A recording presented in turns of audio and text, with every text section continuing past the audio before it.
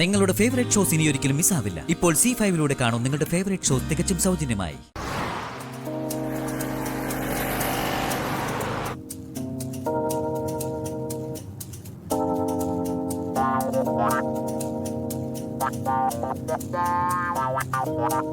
Ritika madam നല്ല ചൂടിലാന്ന് തോന്നുന്നു. അല്ല, കാറിനകത്ത് AC ഇട്ടിട്ടും നല്ല ചൂടാണല്ലോ. ആ, ഞാനേ ആ AC ഒന്ന് കൂട്ടിയിടാം.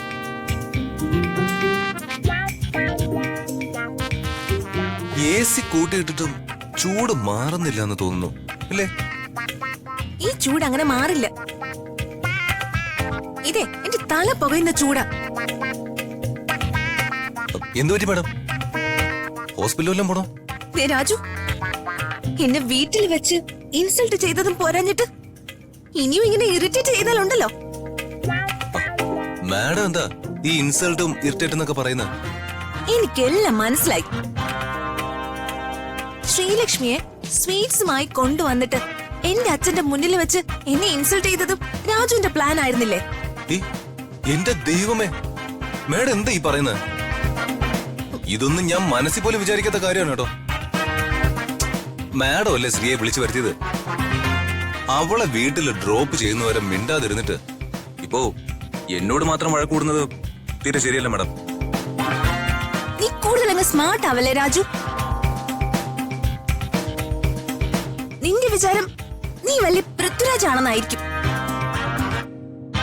നിന്റെ രാജു എന്നുള്ള പേര് മാറ്റി തെമ്മാടി നാക്കിയ നന്നായിരിക്കും. മാഡം, എന്നെ ഇന്ന് അച്ഛന്റെ മുന്നിൽ വെച്ച് ഇൻസൾട്ട് ചെയ്യാൻ വഴിയൊരുക്കിയ നിനക്ക് എട്ടിന്റെ പണി കിട്ടും. നീ പെരുവഴിയിൽ നിൽക്കും, നോക്കിക്കോ.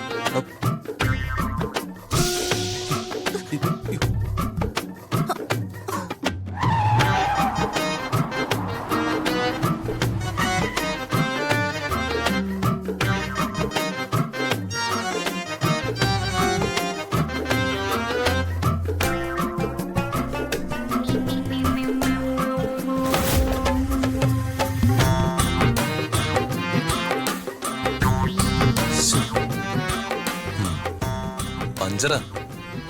ദൈവമേ, എന്റെ ബ്രാക്കിൽ ഇത്ര ശക്തി ഉണ്ടായിരുന്നോ? എന്റെ പൊന്ന് ഋതിക മാഡം, ഓരോന്ന് ഊഹിച്ചും ചിന്തിച്ച് കൂട്ടിയും സത്യം അറിയാതെ എന്നെ ഇങ്ങനെ പ്രാകരുത്.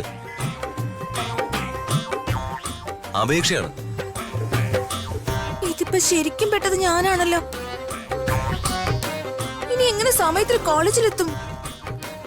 വേഗം ടയർ മാറ്റ്. അതിന് സ്റ്റെപ്പിന് വേണ്ടേ? അതും ഇല്ലേ? ഇനിയിപ്പൊ എന്ത് ചെയ്യും രാജു? സമയം പൊയ്ക്കൊണ്ടിരിക്കുക. റീ എക്സാമിന് ആപ്ലിക്കേഷൻ കൊടുക്കാൻ പറ്റിയില്ലെങ്കിൽ അയ്യോ, ഓർക്കുമ്പോ തന്നെ ടെൻഷൻ ആവുന്നു. കാര്യം അറിയാതെ നിഷ്കളങ്കരായ മനുഷ്യരെ പ്രാഗ്യ ഇങ്ങനെ ഇരിക്കും. ഇപ്പൊ മനസ്സിലായോ? മനസ്സിലായി. മാഡം ടെൻഷൻ അടിക്കണ്ട, ഞാനൊരു ടാക്സി വിളിക്കാം.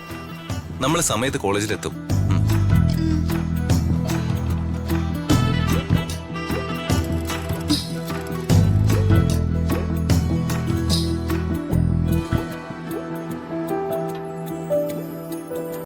ഡൗൺലോഡ് ചെയ്യൂ C5 ആപ്പ്. കാണൂ എല്ലാ എപ്പിസോഡുകളും സൗജന്യമായി.